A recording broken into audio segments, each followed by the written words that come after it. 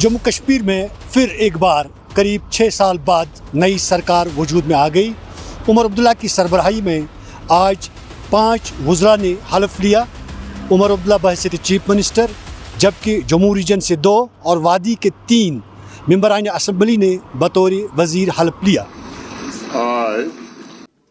I, Umar Abdullah, do swear in the name of God that I will bear true faith and allegiance to the Constitution of India as by law established, that I will uphold the sovereignty and integrity of India, that I will faithfully and conscientiously discharge my duties as Chief Minister for the Union Territory of Jammu and Kashmir, and that I will do right to all manner of people in accordance to the Constitution and the law, without fear or favor, affection or ill will. I, Umar Abdullah, do swear in the name of God that I will not directly or indirectly communicate or reveal to any person or persons any matter which shall be brought under my consideration or shall become known to me as Chief Minister for the Union Territory of Jammu and Kashmir, except as may be required for the due discharge of my duties as such Minister.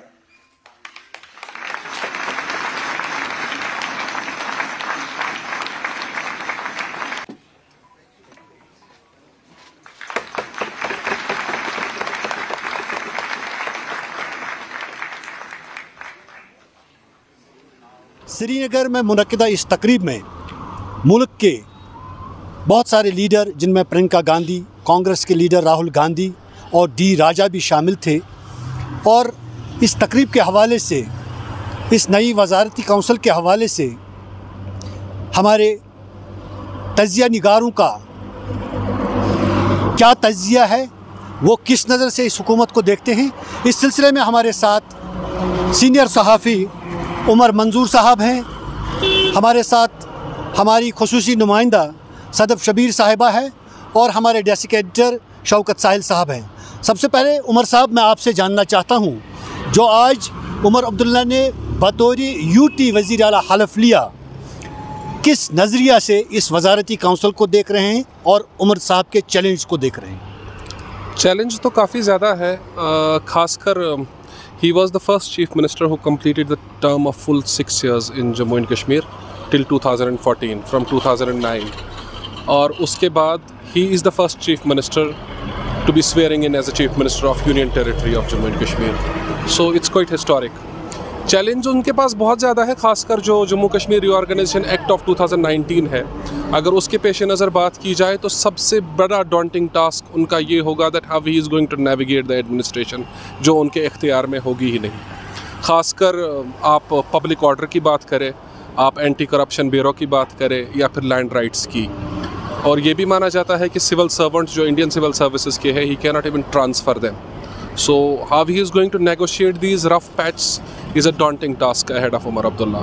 और फिर उसके बावजूद good governance provide करना और उन वादों पे खरा उतरना जो उन्होंने इंतखाबात के दौरान किए हैं, और उसके बाद जो एक स्वीपिंग विक्ट्री उन्हें मिली है सिर्फ इस वजह से कि जो उन्होंने वादे आवाम के साथ किए थे स्टेटहुड की शक्ल में, या फिर खुसूसी दर्जा रियासत जम्मू कश्मीर का बहाल करना। इससे पहले आपने देखा होगा फ़कत एक सिंगल बयान उमर साहब का कि ये बेवकूफ़ी होगी कि हम उन्हीं से थी 270 वापस थे जिन्होंने हमसे छीना, so it created a political furore across. और अब जब हुकूमत में रह के उन्हें ये सब नेविगेट करना होगा और विटनेस करना होगा, तब कैसी सूरत हाल होगी, ये खासा दिलचस्प होगा। उमर साहब बड़े मुश्किलात में हैं और आने वाली सरकार को बड़े चैलेंजेस दरपेश होंगे, किस तरह से वो अपने वादे पूरे करेंगे। हमारे साथ शौकत साहिल, हमारे डेस्क एडिटर। शौकत साहब, मैं आपसे जानना चाहता हूं कि जो वज़ारती काउंसिल बनी और जो वज़ीर बने, सीनियर लोगों को दरकिनार किया गया, आप किस नज़र से इस बात को देख रहे हैं? देखिए, अगर आप देखें, उमर अब्दुल्ला ने आज सुबह जो स्टेटमेंट दिया, उन्होंने कहा कि मेरे सामने बहुत सारे चैलेंजेस हैं और मैं समझता हूं कि यूटी के वज़ीर आला के बतौर हलफ लेना मेरे लिए सबसे बड़ा चैलेंज है।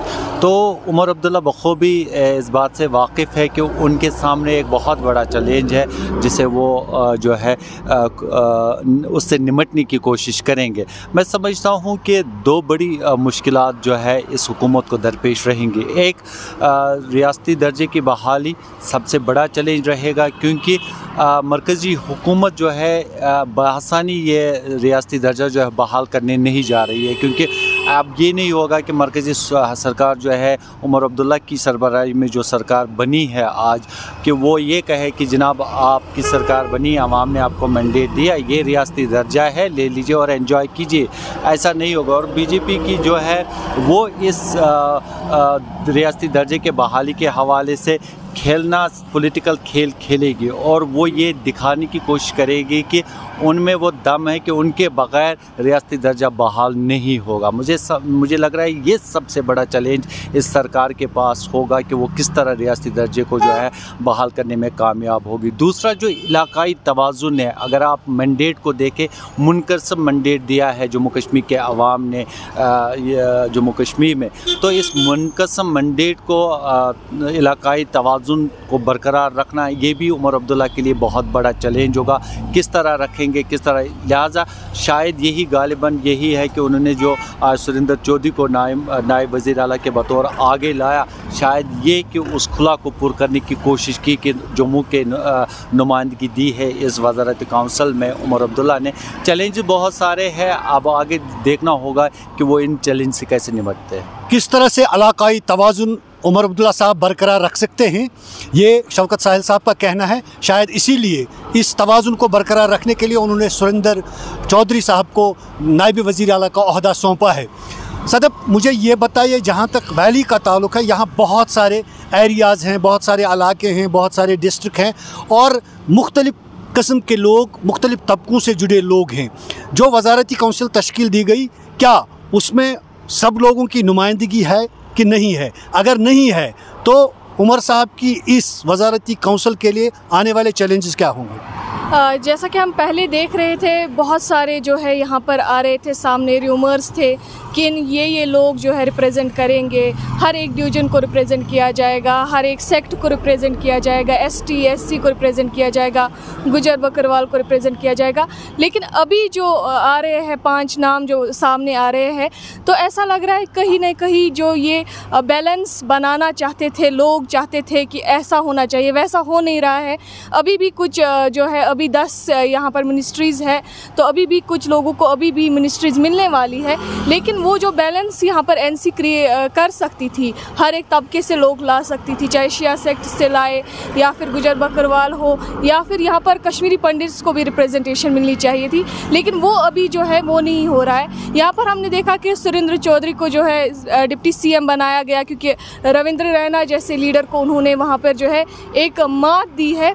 तो यहाँ पर बहुत बड़ा चैलेंज था पहले ही NC के लिए कि रविंद्र रैना जो हर बयान दे रहे थे कि यहाँ पर हिंदू CM आएगा, तो उन्हें जो है एक बड़ा फेस माना जा रहा था। तो फेस को जो गिराने के बाद जो रिवॉर्ड सुरेंद्र चौधरी को मिला है वो डिप्टी CM की सीट मिली है। लेकिन यहाँ पर NC के लिए इस वक्त ये दिमाग में रखना बहुत ज़रूरी है कि हर एक सेक्ट को जो है यहाँ पर प्रॉपर रिप्रेजेंटेशन मिले, क्योंकि हर एक यहाँ पर 42 सीट जो है NC ने ली है, लोगों ने जो है एतमाद दिया है NC को, तो उस एतमाद को कायम रखना बहुत ज़रूरी है। इस वक्त लोगों के एतमाद को कायम रखना बहुत ज़रूरी है और ये कहा जा रहा है कि अभी वज़ारतें और भी है, शायद जो अभी तक देखने को मिला उसमें सब लोगों को अपनी रिप्रेजेंटेशन नहीं मिली है।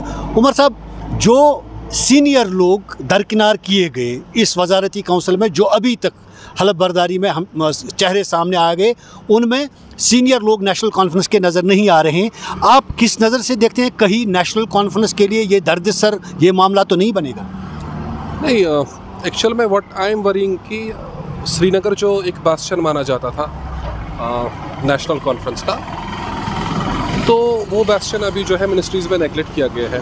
8 की 8 सीटें जो है श्रीनगर की वो नेशनल कॉन्फ्रेंस के खाते में गई थी, but there is not even a single minister out of these.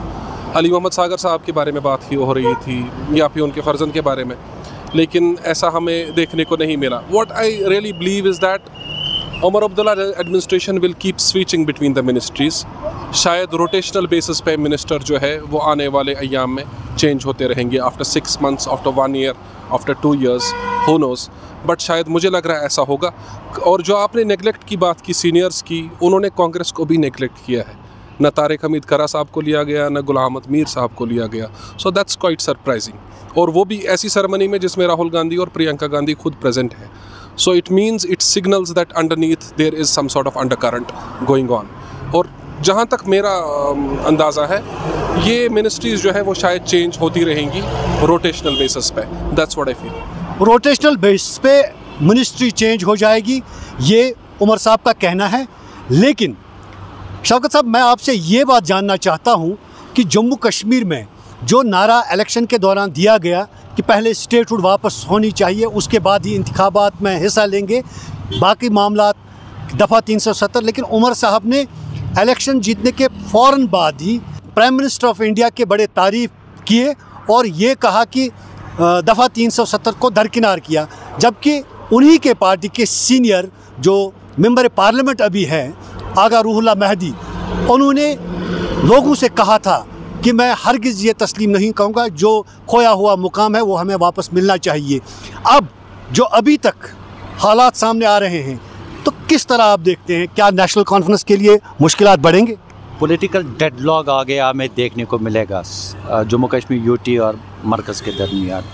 Guarantee के साथ मैं कह रहा हूँ डेडलॉक होगा, क्योंकि मैंने पहले भी कहा कि मरकज़ी हुकूमत जो है फौरी तौर पर प्लेट में सजाकर स्टेट हुड का दर्जा जो है वापस नहीं देगी। दूसरा ये है कि बीजेपी का अगर आप देखेंगे, सीनियर रहनुमा राम माधव ने जो स्टेटमेंट दिया है कि हम कंडीशनल तौर पर यानी मशरूत बुनियादों पर जो है ये शराइत के साथ रियासती दर्जा जो है बहाल करेंगे। वो कुछ ज़मानत चाहेंगे इस हुकूमत से, और ज़मानत देना किसी के बस की बात नहीं है, क्योंकि मुझे नहीं लग रहा है ये हुकूमत जो है ज़मानत किसी तौर देश की।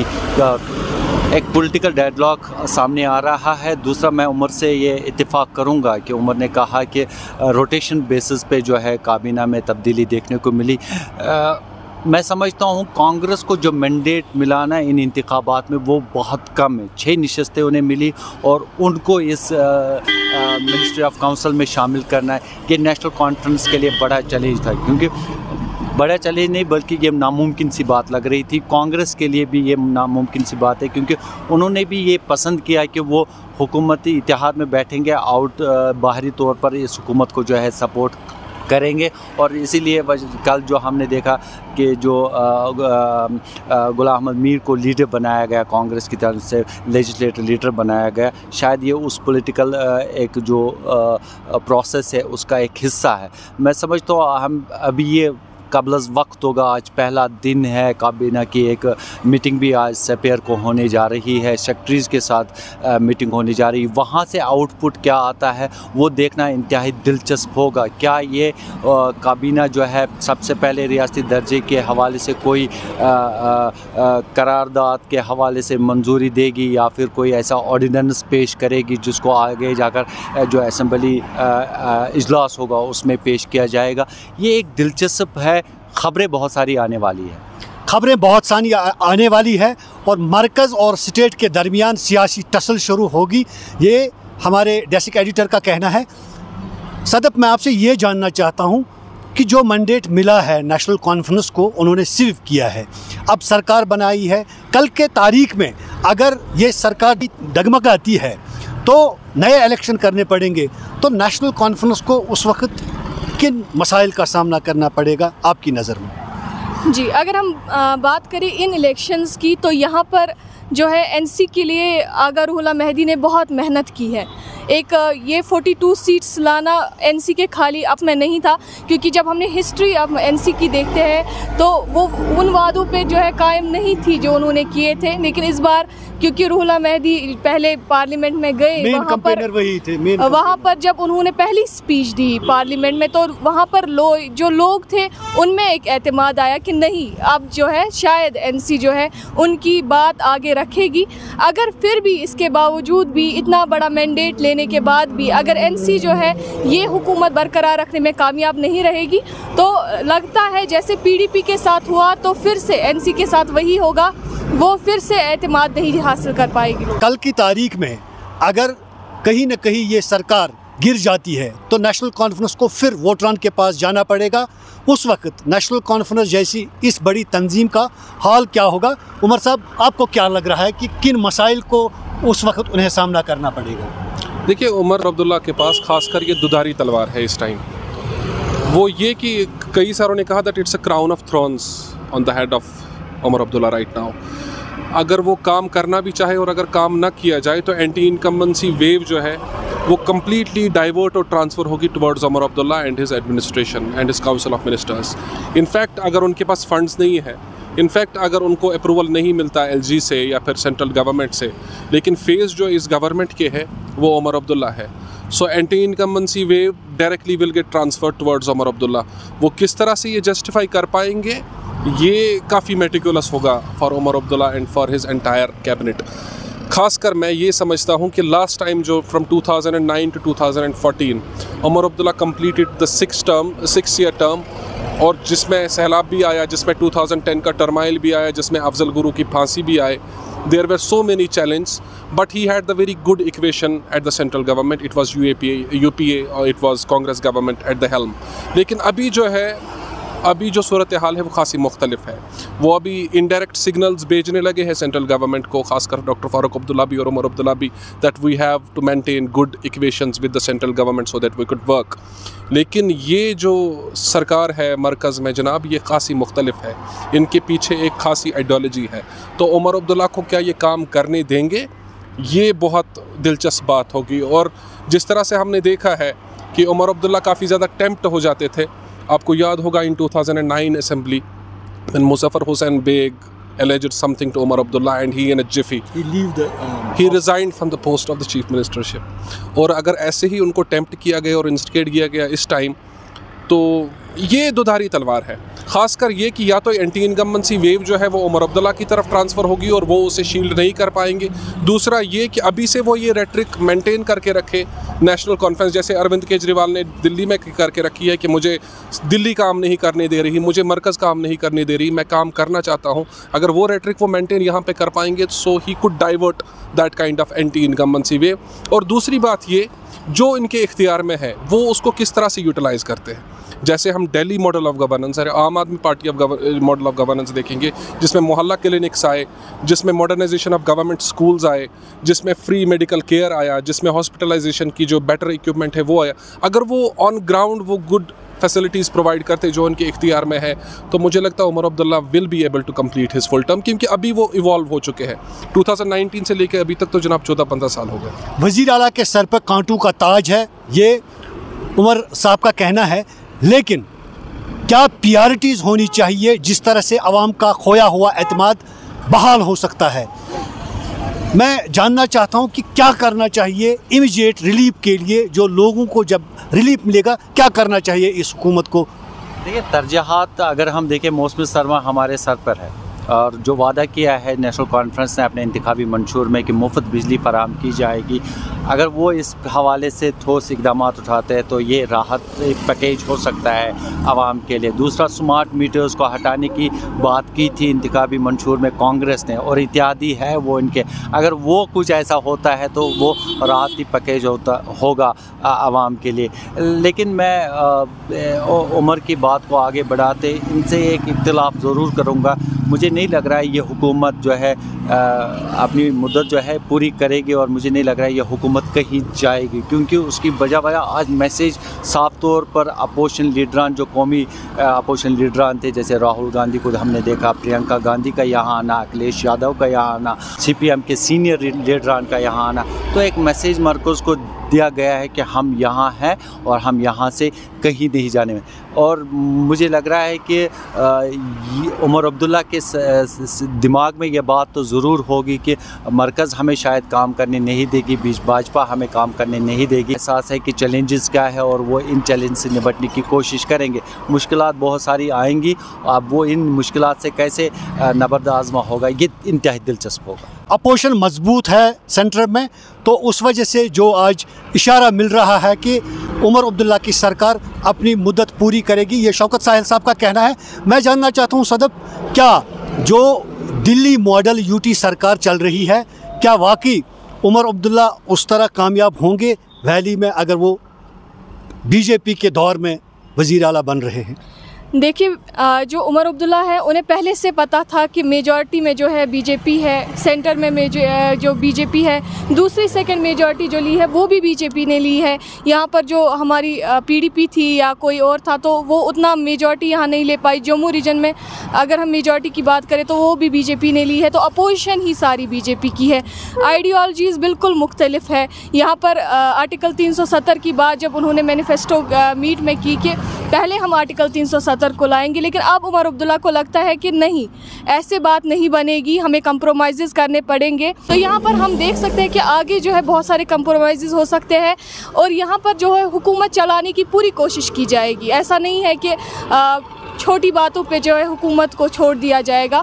यहाँ पर पूरी कोशिश होगी कि 5 साल जो है ये हुकूमत चले, और इसके लिए अगर कंप्रोमाइज़ करने पड़ेंगे तो मुझे लगता है कि एनसी जो है वो कंप्रोमाइज़ कर लेगी। हुकूमत 5 साल तक चलाने के लिए बहुत सारे कंप्रोमाइज़ इस सरकार को करने पड़ेंगे, ये राय सामने आ रही है। अभी जो हमारे साथ हमारे नुमाइंदे थे, जो सीनियर सहाफ़ी थे, उनका कहना है। लेकिन एक बात तय है कि उमर अब्दुल्ला के सर पर कांटों का ताज सजाया गया है। अब ये कांटेदार ताज उमर अब्दुल्ला किस तरह असली ताज में तब्दील करेंगे, लाल जौहर के ताज में तब्दील करेंगे, ये आने वाले वक्त में पता चलेगा।